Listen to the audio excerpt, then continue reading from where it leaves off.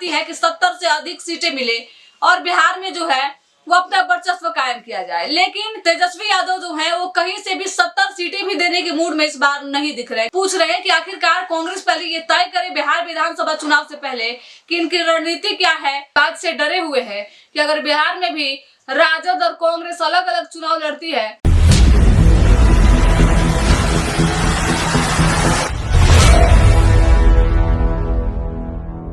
चुनाव से पहले महागठबंधन में बड़ी टूट हो रही है। जी हाँ, 2025 का चुनाव अब काफी नजदीक है और इस बीच जो है वो महागठबंधन में टूट की चर्चा चल रही है। ये टूट की चर्चा तब तेज हुई जब सीटों के बंटवारे होने लगे। धीरे धीरे सभी पार्टियां अपने अपने नेताओं से जो है वो सीटें मांगने लगी। अब देखिए, लगातार कांग्रेस भी जो है वो राजद से सीटों की मांग कर रही है बिहार में। बिहार 2025 के विधानसभा चुनाव में लग रहा है ऐसा कि सभी महागठबंधन के जो घटक दल है वो बिखर जाएंगे। इसकी चर्चा भी चल रही है। बताते हैं हम आपको कि 2020 के चुनाव में कांग्रेस को 70 सीटें मिली थी। इस बार कांग्रेस चाहती है कि 70 से अधिक सीटें मिले और बिहार में जो है वो अपना वर्चस्व कायम किया जाए। लेकिन आरजेडी जो है, तेजस्वी यादव जो है वो कहीं से भी 70 सीटें भी देने के मूड में इस बार नहीं दिख रहे, क्योंकि 70 सीटों में से उस बार जो है वो कांग्रेस महज 19 सीटें जीत पाई थी, जिसका नुकसान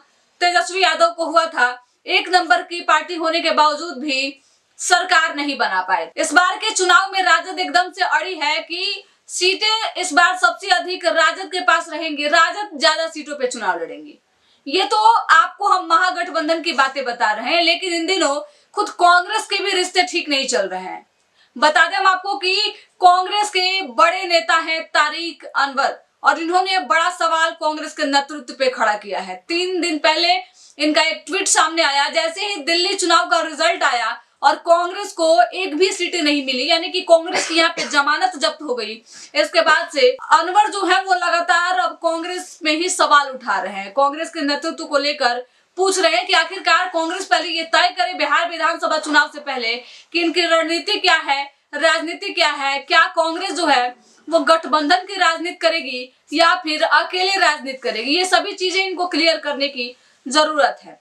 हरियाणा और दिल्ली के चुनावी नतीजे जिस तरीके से आए हैं, इससे साफ तौर पे अब कांग्रेस घबराई हुई है और कांग्रेस के जो कार्यकर्ता और जो नेता हैं वो ये परेशान है सोचकर कि इस बार बिहार में कैसे तैयारी की जाए। क्या महागठबंधन एक साथ चुनाव लड़ेगी या फिर कांग्रेस इस बार अकेले चुनाव लड़ेगी। क्या बिहार में भी अब अलायंस का कोई मतलब नहीं बन जाएगा, जिस तरीके से हरियाणा और फिर से जो है वो दिल्ली में देखा गया। कांग्रेस अलग चुनाव लड़ी और जिसका नुकसान ऐसा हुआ कि कांग्रेस एक भी सीट नहीं लाई, 0 पे आउट हो गई। इसके बाद से अब बिहार में चुनाव है, सभी की निगाहें बिहार पे टिकी हुई है और चर्चा कि आखिरकार इस बार चुनाव कैसे लड़ा जाए। क्या तेजस्वी यादव के साथ राहुल गांधी मिलकर बिहार में चुनाव लड़ेंगे या फिर अकेले चुनाव लड़ेंगे, क्योंकि जहां जहां कांग्रेस इस बार अपने गठबंधन से साइड हुई है वहां वहां कांग्रेस को काफी नुकसान हुआ है। और बिहार कांग्रेस के जो नेता हैं इसी बात से डरे हुए हैं कि अगर बिहार में भी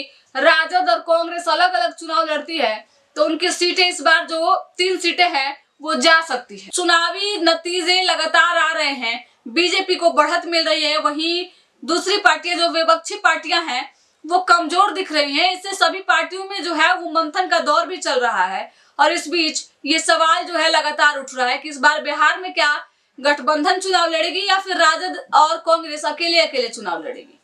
आपको याद होगा कुछ दिन पहले खुद तेजस्वी यादव ने इसकी जानकारी दी थी कि लोकसभा चुनाव में इंडिया अलायंस का जो है वो अपना एक अलग महत्व था, लेकिन विधानसभा चुनाव में और खासकर बिहार में राजद अकेले चुनाव लड़ेगी, गठबंधन के साथ नहीं लड़ेगी।